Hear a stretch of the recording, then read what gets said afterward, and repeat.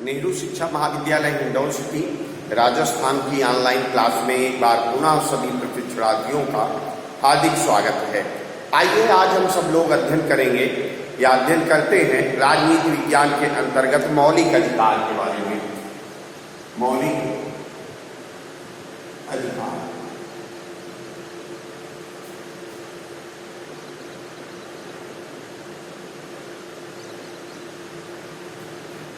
मौलिक अधिकार के बारे में जब हम चर्चा करते हैं तो एक विचार मन में आता है कि वास्तव में मौलिक अधिकार की आवश्यकता क्यों पड़ती है। तो मौलिक अधिकार की आवश्यकता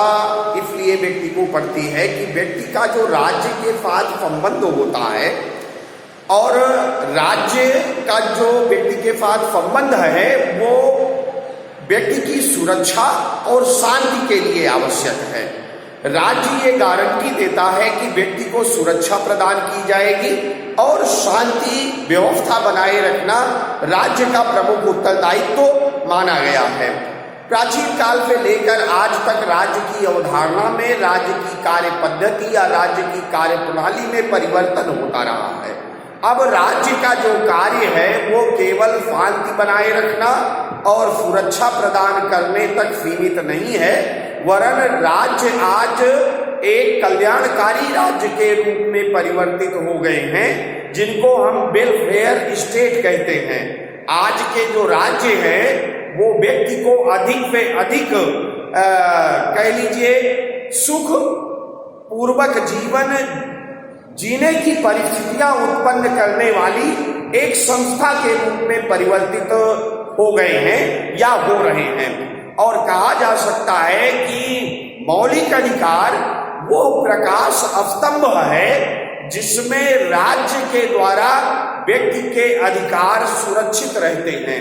मौलिक अधिकारों के बारे में अगर हम चर्चा करें तो ये सामान्य अधिकारों से भिन्न होते हैं। और ये भिन्न क्यों होते हैं? क्योंकि राज्य के द्वारा ये प्रदत्त होते हैं। और राज्य के द्वारा प्रदत्त क्यों होते हैं या मौलिक अधिकारों की आवश्यकता क्यों पड़ी? तो ध्यान देने वाली बात यह है कि प्रारंभ में जब हम देखते हैं मौलिक अधिकारों के बारे में चर्चा जहीं पे होती है तो मैग्ना कार्टा 1215 में जो इंग्लैंड के सम्राट को वहां की जनता ने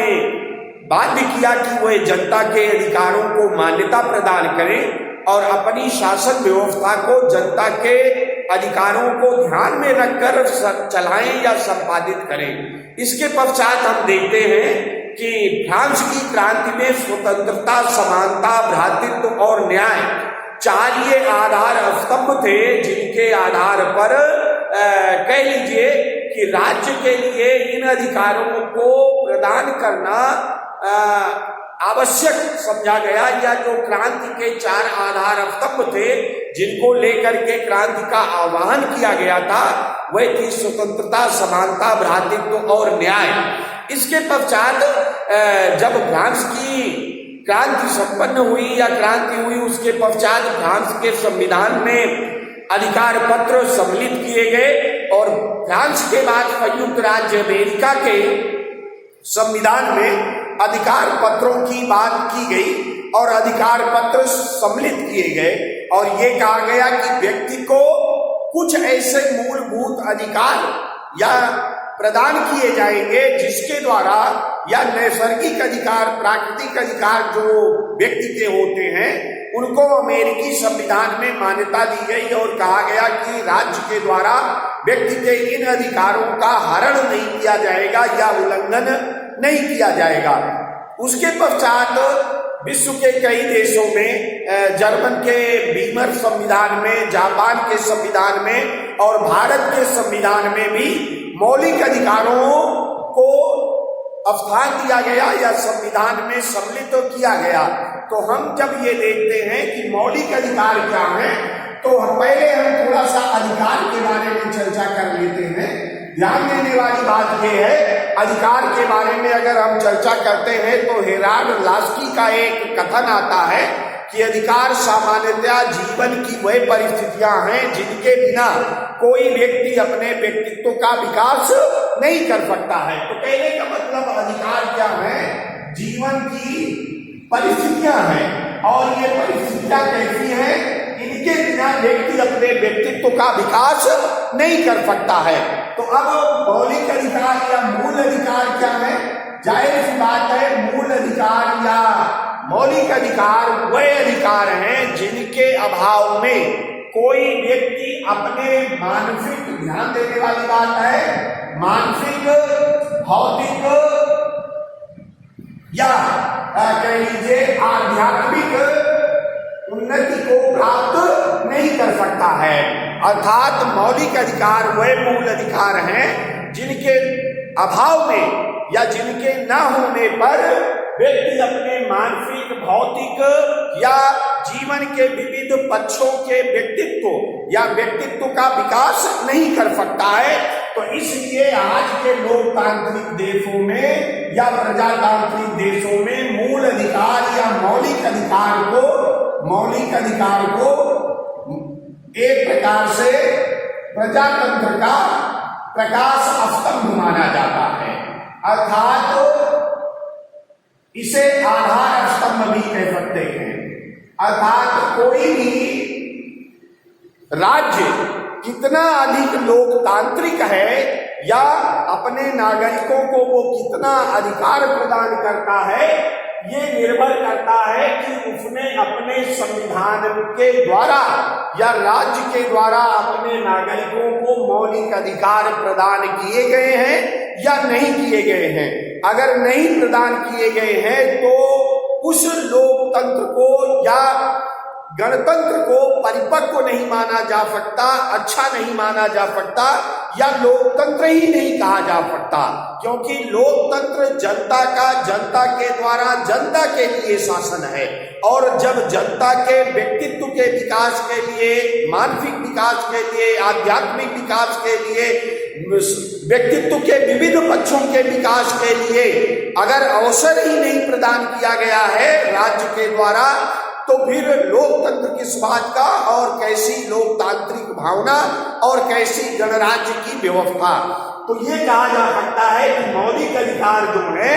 आधुनिक लोकतंत्र के या आधुनिक गणराज्य रूपी व्यवस्था के प्रकाश स्तंभ है और नागरिक और राज्य के बीच में ये एक प्रकार से प्रकाश स्तंभ या आधार स्तंभ का कार्य करते हैं। क्योंकि लोकतांत्रिक जीवन पद्धति में या लोकतांत्रिक शासन प्रणाली में ये माना जाता है कि व्यक्ति जो है वो साध्य है,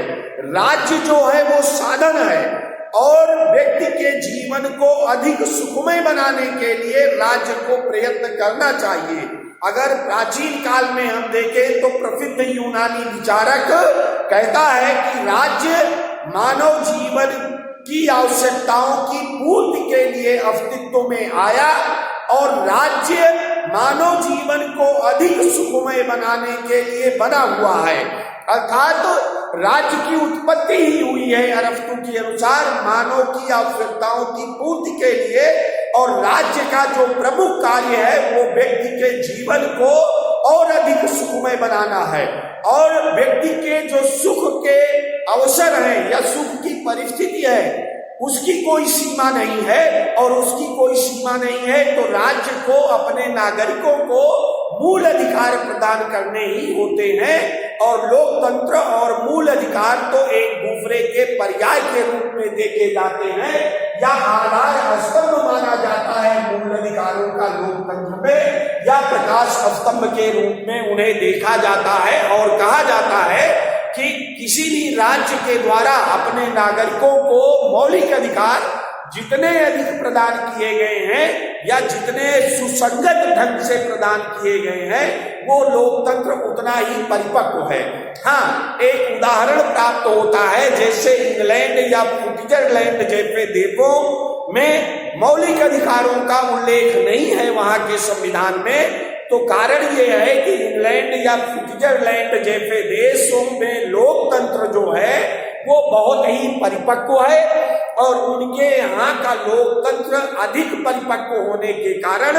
उनकी संवैधानिक व्यवस्था में मूल अधिकारों का उल्लेख न होने के बावजूद वहाँ की जनता को मौलिक अधिकार या नैसर्गिक अधिकार या विधि के समझ समानता रूपी अधिकार की जो व्याख्या की जाती है उसके अनुसार उनको मौलिक अधिकार प्राप्त हैं। और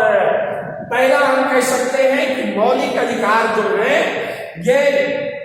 मौलिक अधिकार इस रूप में होते हैं कि ये व्यक्ति के नैतिक विकास के लिए पहली आवश्यकता या पहला महत्व इनका है कि ये व्यक्ति के नैतिक विकास, मानसिक विकास या कह लीजिए भौतिक विकास हेतु बहुत ही आवश्यक होते हैं और राज्य के द्वारा इनको प्रदान किया जाता है। व्यक्ति के नैतिक विकास, मानसिक विकास, भौतिक विकास के लिए मूल अधिकारों की आवश्यकता पड़ती है। इसलिए वर्तमान लिखित संविधानों के स्वरूप में नागरिकों को अधिकार पत्र के रूप में मौलिक अधिकार प्रदान किए गए हैं। अगर ये मौलिक अधिकार नहीं प्रदान किए जाते हैं तो निश्चित रूप से व्यक्ति अपने व्यक्तित्व का विकास नहीं कर सकते हैं। नंबर 2, ये कहा जा सकता है कि मौलिक अधिकार जो है ये उस राज्य की मूल विधि का मतलब जहां पर हमारा संविधान पे आशय है। मूल विधि अर्थात संविधान में उल्लिखित या कह लीजिए कि समाहित होते हैं। ये मूल विधि या संविधान में मूल अधिकारों का ही उल्लेख किया गया होता है। अर्थात मूल अधिकार जो होते हैं वे जो उस राज्य की या उस गणतंत्रीय व्यवस्था या लोकतंत्रीय व्यवस्था की मूल विधि जिसे हम संविधान कहते हैं के अंतर्गत मूल अधिकारों का उल्लेख किया गया होता है। उदाहरण के लिए भारत के संदर्भ में अगर बात की जाए तो संविधान के भाग 3 में मूल अधिकारों का अधिकार पत्र जो है वो समाहित किया गया है। तो मूल अधिकारों की विशेषता है कि ये मूल विधि या कह लीजिए कि संविधान में मूल अधिकार जो होते हैं ये समाहित होते हैं। और तीसरी इनकी विशेषता है कि साधारणतया मूल अधिकार जो होते हैं ये राज्य की कार्यपालिका या व्यवस्थापिका के द्वारा इनका उल्लंघन नहीं किया जा सकता। अर्थात मूल अधिकार जो है इनका व्यवस्थापिका या कार्यपालिका के द्वारा उल्लंघन नहीं किया जा सकता। जबकि सामान्य अधिकार जो होते हैं उनको व्यवस्थापिका या कार्यपालिका के द्वारा युक्त संगत तरीके से उनको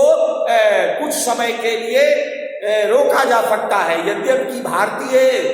मूल अधिकारों के बारे में जब विस्तार से हम चर्चा करेंगे तब फिर हम वहां पर देखेंगे कि मूल अधिकार जो है क्या उनके ऊपर कुछ उपबंध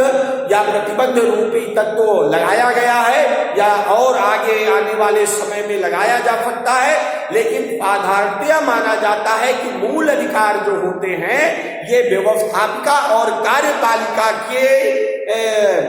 अधिकारों की सीमा को निर्धारित करते हैं कि व्यक्ति के जीवन से संबंधित या व्यक्तित्व के विकास से या सुखद जीवन की परिस्थितियों से संबंधित वह कौन कौन सी दफाएं हैं जिनमें कार्यपालिका या व्यवस्थापिका हस्तक्षेप नहीं कर सकती है। तो सामान्य रूप से कहा जा सकता है कि मूल अधिकार वह अधिकार होते हैं जिन्हें व्यवस्थापिका या कार्यपालिका के द्वारा हस्तगत नहीं किया जा सकता है सामान्य रूप से। और चौथी विशेषता है कि मूल अधिकारों के संरक्षण का जो उत्तरदायित्व है या संरक्षण किसके द्वारा किया जाता है, न्यायपालिका के द्वारा किया जाता है। न्यायपालिका के द्वारा मूल अधिकारों का संरक्षण किया जाता है। जैसे भारतीय संविधान द्वारा प्रदत्त जो अधिकार पत्र है जिसे हम मूल अधिकार के रूप में जानते हैं, तो मूल अधिकारों का उल्लंघन होने पर व्यक्ति जो है उच्च न्यायालय या उच्चतम न्यायालय की शरण लेकर के अपने मूल अधिकारों की सुरक्षा सुनिश्चित करवा सकता है। तो एक प्रकार से मूल अधिकारों के बारे में जब हम चर्चा करते हैं तो मूल अधिकार जो हैं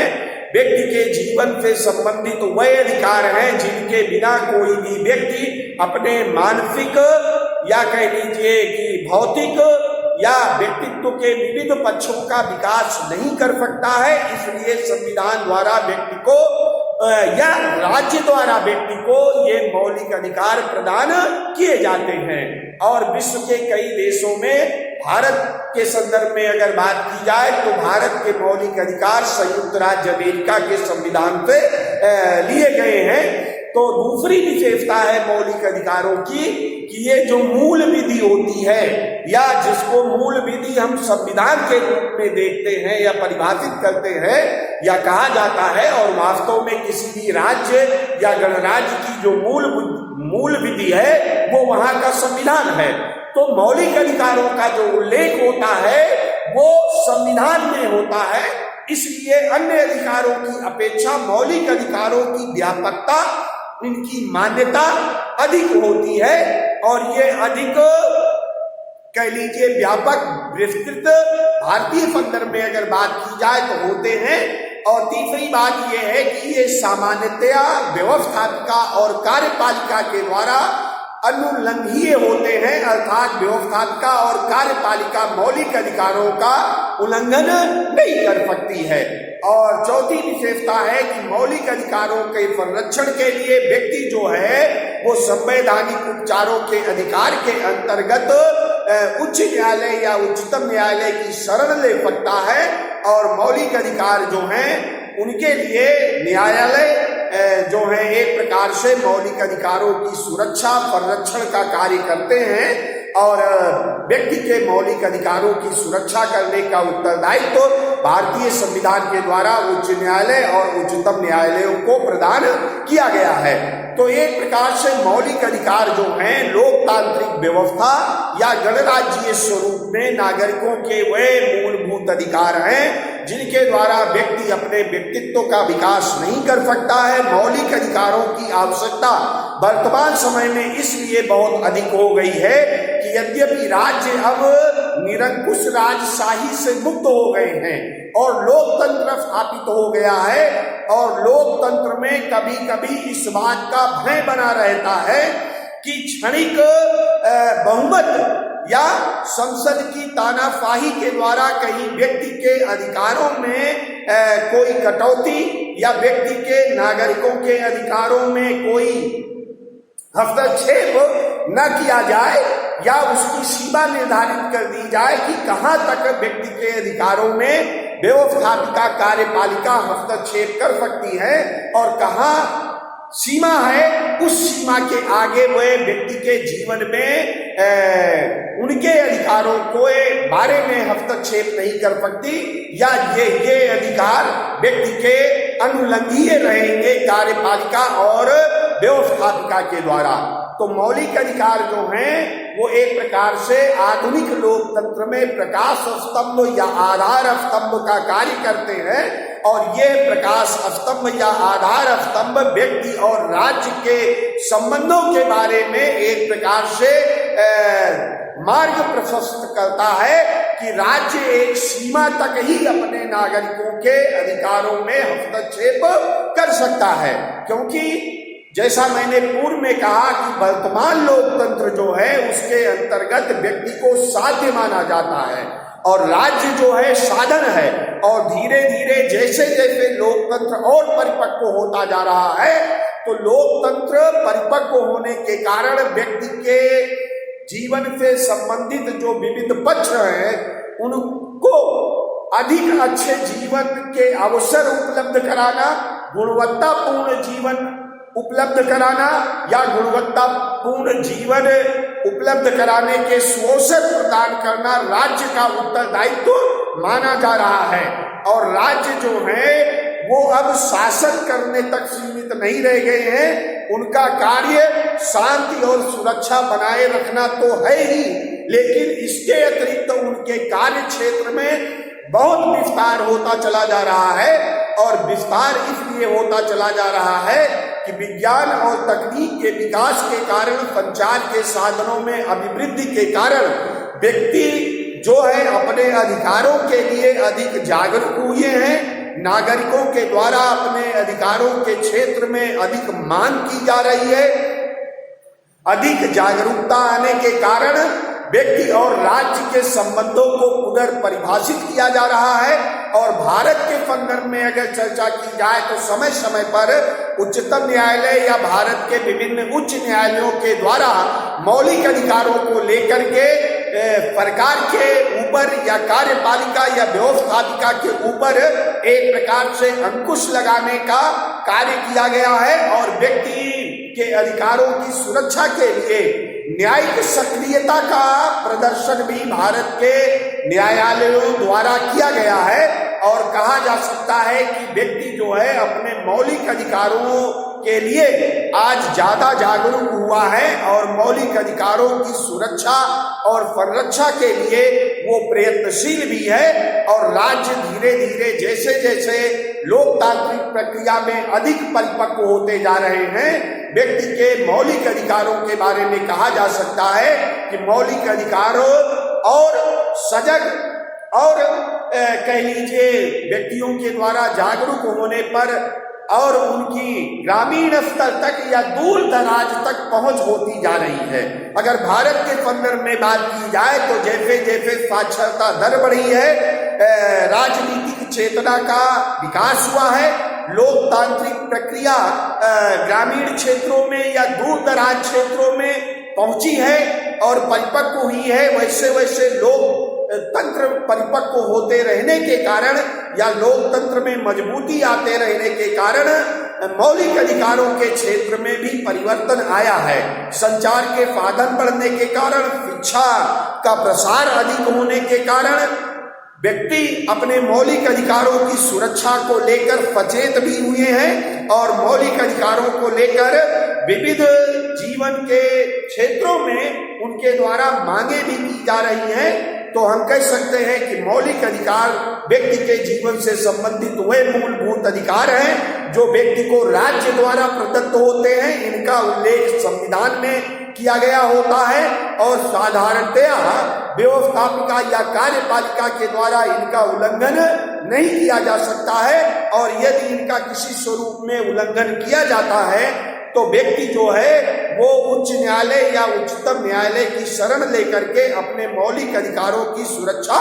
कर सकता है। तो इसके आगे अब फिर हम मौलिक अधिकारों की विशेषताएं और मौलिक अधिकार जो भारतीय संविधान में नागरिकों को प्रदान किए गए हैं उनके बारे में अध्ययन करते रहेंगे। अभी आज के कालांश में हम सब लोगों ने मौलिक अधिकार की अवधारणा को समझने का प्रयत्न किया है। आगे इसी प्रकार हम अध्ययन करते रहेंगे। धन्यवाद।